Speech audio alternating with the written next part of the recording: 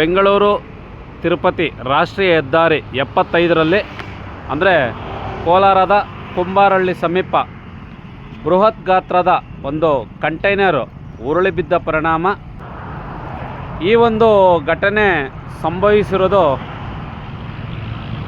ಬೆಳಗ್ಗಿನ ಜಾವ 3 ಗಂಟೆಯಿಂದ 5 ಗಂಟೆ ಒಳಗಡೆ ಅಂತ ಒಂದಷ್ಟು ಏನು ರಾಷ್ಟ್ರೀಯ ಹೆದ್ದಾರಿ ನಿರ್ವಹಣೆ ಮಾಡ್ತಾರಲ್ಲ ಆ ಒಂದು ನೌಕರರು ನನಗೆ ಮಾಹಿತಿ ನೀಡಿದ್ದು. ನೋಡಿ, ಇದು ಒಂದು ಬೃಹತ್ ಗಾತ್ರದ ಕಂಟೈನರು ರಸ್ತೆಗೆ ಉರುಳಿ ಬಿದ್ದಿದೆ. ಇದು ಚಾಲಕನ ನಿಯಂತ್ರಣ ತಪ್ಪಿ ಉರುಳಿ ಬಿದ್ದಿರುವಂಥ ಒಂದು ಕಂಟೈನರ್.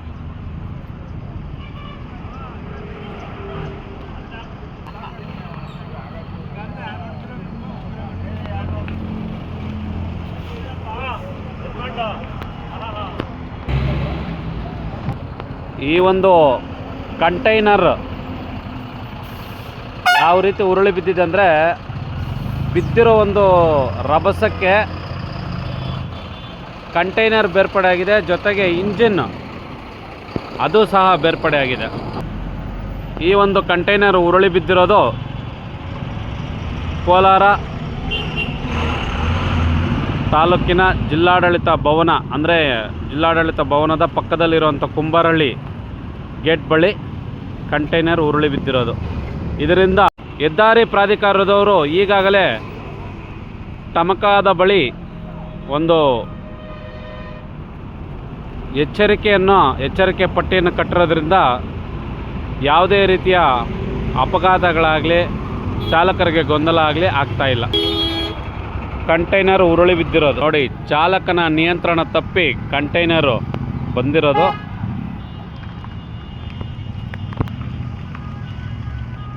ಬೃಹತ್ ಗಾತ್ರದ ಕಂಟೈನರು ತಪ್ಪಿ ಸುಮಾರು ಒಂದು ಅರ್ಧ ಕಿಲೋಮೀಟ್ರು ಬಂದಿರುವಂಥ ಸರಕು ಸಾಗಣೆ ವಾಹನ, ಇದ್ರ ಮೇಲೇ ಬೃಹತ್ ಗಾತ್ರದ ಕಂಟೈನರ್ ಇತ್ತು. ನಿಯಂತ್ರಣಕ್ಕೆ ಬಾರದೆ ಈ ರೀತಿ ಆಗಿರ್ಬೋದು. ಅಲ್ಲಿ ಸ್ಥಳೀಯರ ಅಂದರೆ ಗ್ರಾಮಸ್ಥರ ಹೇಳಿಕೆ ಪ್ರಕಾರ 2 ಗಂಟೆ ರಾತ್ರಿಯಲ್ಲಿ ಈ ಒಂದು ಘಟನೆ ಸಂಭವಿಸಿದೆ ಅಂತ ಹೇಳಿದರು. ಅಂದರೆ ಬಹುಶಃ ಚಾಲಕ ಎಲ್ಲೋ ನಿದ್ದೆ ಮುಂಪರಿನಲ್ಲಿ ವಾಹನ ಚಲಾಯಿಸಿದ್ರಿಂದ ಈ ಒಂದು